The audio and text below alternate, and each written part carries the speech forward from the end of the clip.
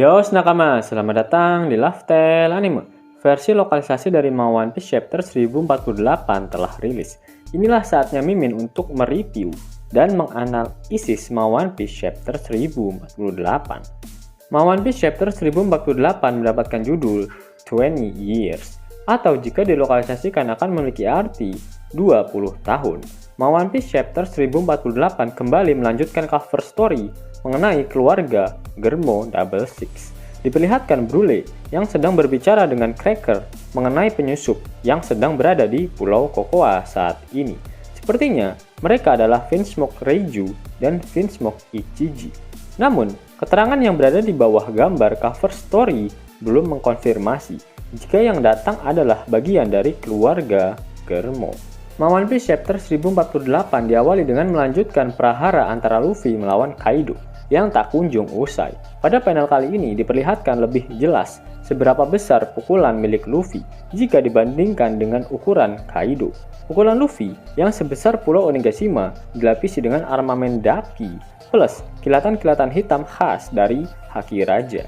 Di sisi lain, Momonosuke masih memandang ke arah Luffy sambil berkata jika dia tak akan bisa memindahkan Pulau Onigashima dan hal itu mustahil untuk dia lakukan. Di saat yang sama, Momonosuke teringat kembali dengan wajah ayah dan ibunya, serta dia mengingat perkataan terakhir dari ibunya yang berharap jika Momo dapat membangkitkan klan Kozuki di masa depan. Berkat kekuatan flashback, tiba-tiba Momo langsung greng, dan dia pun mendorong Pulau Onigashima dengan kepalanya agar tak terkena tinju milik Luffy nantinya. Kaido yang melihat pukulan segede gaban milik Luffy tak gentar. Dia akan dengan senang hati menerima pukulan tersebut. Kaido mulai mengeluarkan awan panas dari mulutnya, sambil berkata jika pahlawan negeri Wano mati terbakar 20 tahun yang lalu, dan sejak saat itu, Wano menjadi negara tanpa hukum.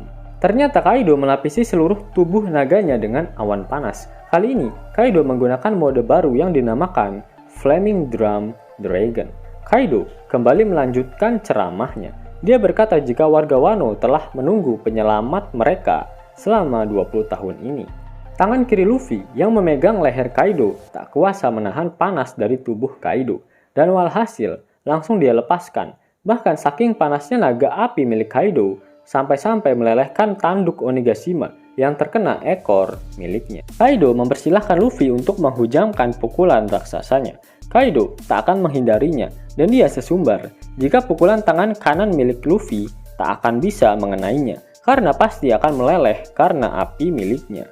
Luffy yang telah merasakan panasnya api milik Kaido tak akan membiarkan hal itu terjadi.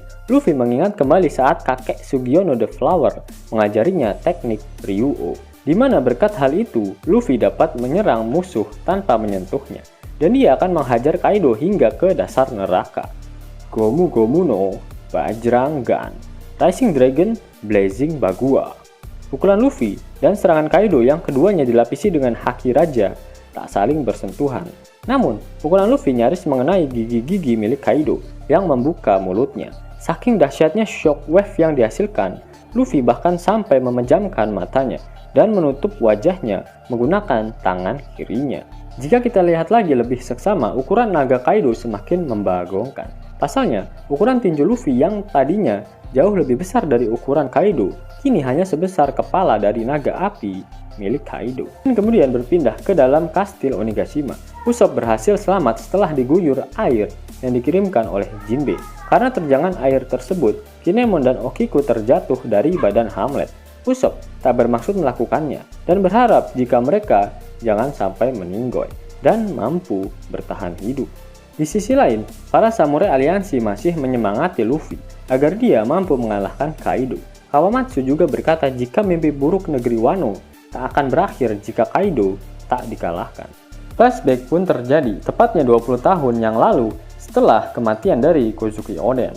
Para Nine Red Scabbard berlarian ke arah kastil Kuri setelah dilempar oleh Kozuki Oden keluar dari kuali eksekusi matinya. Orochi mengatakan pada Kaido jika mereka pasti sedang menuju ke Kuri untuk melindungi keturunan dari Kozuki Oden.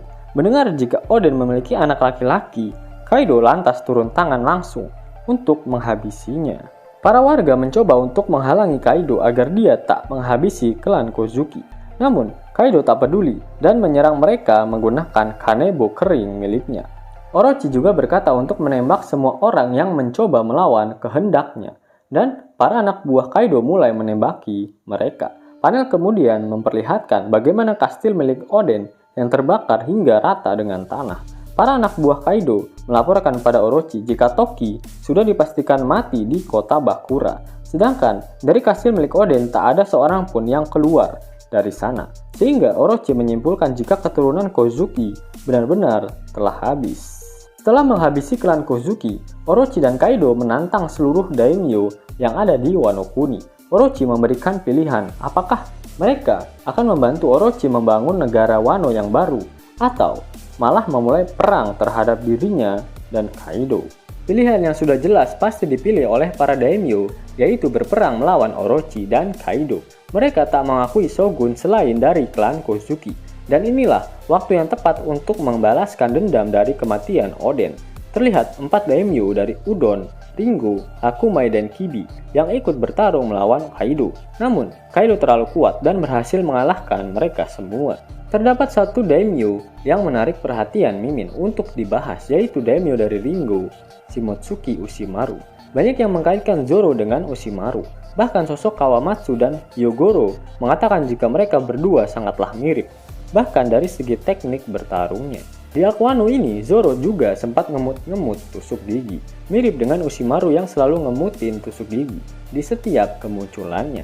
Apakah Ushimaru adalah ayah dari Zoro? Dalam SBS volume ke-101, Oda mengatakan jika Ushimaru bukanlah ayah dari Zoro. Namun Oda sangat ingin menjelaskan lebih lanjut keturunan dari Ushimaru. Dan Oda pun kembali menegaskan jika Ushimaru benar-benar persis dengan Zoro. Nah, jika kalian perhatikan, Ushimaru sebenarnya berada dalam satu generasi dengan Kozuki Sukiyaki, ayah dari Kozuki Oden. Bahkan pada flashback Yamato saat dia dipenjara bersama Ushimaru, Oda kembali menegaskan jika Ushimaru akan terlalu tua jika harus menunggu 20 tahun ke depan. Yap, jika Sukiyaki punya anak, Ushimaru juga kemungkinan besar memiliki keturunan. Dan dialah ayahnya Zoro, sedangkan Ushimaru bisa dikatakan sebagai kakek dari Zoro. Setelah kekalahan dari para daimyo, Orochi memulai kediktatorannya. Dia meminta para anak buah Kaido untuk mencari para pria untuk dipekerjakan di pabrik senjata. Karena banyaknya limbah dari pabrik senjata yang langsung dialirkan ke sungai, maka air sungai tersebut menjadi kotor. Banyak warga yang kehilangan air untuk diminum, serta mereka sudah tak dapat lagi bercocok tanam. Sedangkan para pria terus dipaksa bekerja di pabrik senjata milik Orochi. Namun, mereka tetap percaya jika suatu saat nanti ramalan dari Kozuki Toki benar-benar akan terjadi. Para warga yang kelaparan mulai memakan buah iblis Smile yang gagal dan mengakibatkan mereka menjadi tertawa secara terus-menerus. Dengan adanya kejadian itu, Orochi memiliki ide yang gila. Dia ingin semua warga kota Ebisu untuk memakan buah Smile gagal tersebut. Meskipun mereka semua kelaparan dan mati satu persatu, tak ada yang bisa mereka lakukan selain dengan tersenyum dan tertawa. Flashback pun berakhir. Shin langsung memperlihatkan ular kadut Orochi yang masih dalam kondisi terbakar. Dia sangat mengutuk Komurasaki dan berniat membawanya untuk mati bersamanya, agar dia dan Komurasaki dapat kembali minum tuak cap orang tua bersama saat di neraka nantinya. Namun, di belakang mereka tiba-tiba terdapat sosok yang menarik katana keluar dari sarung pedangnya, sembari berkata, jika kondisi di tempat ini sudah tidak kondusif. Cerot. Kepala Orochi terbelah. Ternyata sosok yang muncul adalah Denjiro. Selain itu diperlihatkan juga beberapa pesan dan kesan yang dituliskan oleh warga Wano Kuni di lentera mereka. Di antaranya adalah keinginan agar Orochi segera lenyap dari dunia ini, dan keinginan para warga agar segera terbebas dari neraka dunia saat ini. Di sisi lain, serangan Bajrang Gun milik Luffy kembali beradu dengan teknik Blazing Bagua milik Kaido. Namun kali ini diperlihatkan dari jarak yang jauh. Shockwave yang dihasilkan sangatlah gila, sampai Kaido tak mampu membuka mulutnya. Serta Momonosuke yang masih berusaha memindahkan Onigashima yang terlihat masih bisa terkena tinju milik Luffy apabila Kaido sudah tak sanggup menerima serangan tersebut. Yos nakama, itulah video review untuk One Piece chapter 1048. Jika nakama menyukai video ini, jangan lupa klik like, share, dan subscribe channel ini ya, agar Akama semua tak ketinggalan info menarik seputar One Piece. Arigato.